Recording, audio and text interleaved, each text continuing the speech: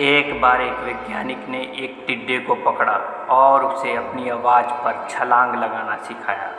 वैज्ञानिक टिड्डे से कहता, कूदो। टिड्डा उसकी आवाज़ सुनते ही ज़ोर से छलांग लगा देता। अब वो वैज्ञानिक था तो प्रयोग करना बनता ही था। उन्होंने टिड्डे की छलांग पर प्रयोग किया। वैज्ञानिक ने उसकी एक टांग तोड़ दी और फिर बोला, कूदो। अब टिड्डे की छलांग की दूरी कम हो गई। वैज्ञानिक ने उसकी दूसरी टांग तोड़ दी और फिर बोला, कूदो। टिड्डे की छलांग और कम हो गई। अब तोड़ेगी उसकी तीसरी टांग, फिर छलांग की दूरी और कम हो गई। एक एक करके बेचारे टिड्डे की सारी टांगें तोड़ दी गई। अब आखिरी टांग टूटने पर जब उससे कहा गया, कूदो, तो वो हिल भी नहीं पाया। अब वैज्ञानिक ने अपना निष्कर्ष अपनी डायरी में लिखा।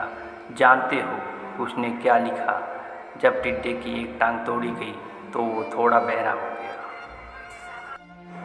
जब उसकी दूसरी टांग तोड़ी गई तो वो और बहरा हो गया। हर टांग टूटने के साथ वो और बहरा होता गया और सारी टांग टूटने के बाद वह बिल्कुल बहरा हो गया। अब ज़ोर ज़ोर से चिल्लाने का भी उस पर कोई असर नहीं हुआ। वो तो अपनी जगह से हिला तक नहीं। छलांग लगाना तो दूर की बात थी। इस कहानी को सुनकर सभी को ऐसा ही लग रहा है ना कि क्या मूर्ख वैज्ञानिक था। इतनी सीधी सी बात उसे समझ में नहीं आई। या कुछ लोग ये भी सोच रहे होंगे कि ये तो किसी बच्चे को भी पता है कि टिड्डे की छलांग उसके टांग टूटने की वजह से कम होती जा रही थी, ना कि वह बहरा हो गया था। दोस्तों, हम सब जीवन में कई बार ऐसे ही मूर्ख बन जाते हैं। कई बार जीवन में दो घटनाएं एक साथ ऐसी घटती है कि उनका एक दूसरे से कोई संबंध होता ही नहीं, फिर भी ऐसा लगता है कि गहरा संबंध है।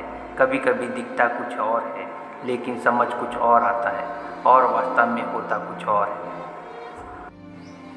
इसलिए अगर पछताना नहीं है तो जीवन में जल्दबाजी में कोई निर्णय ना ले। हमेशा समझ बूझ का इस्तेमाल करें, सावधानी बरतें, नतीजे सोच समझ कर ही निकालें। दोस्तों, अगर आपको ये कहानी अच्छी लगी हो तो कमेंट करके ज़रूर बताइएगा। धन्यवाद दोस्तों।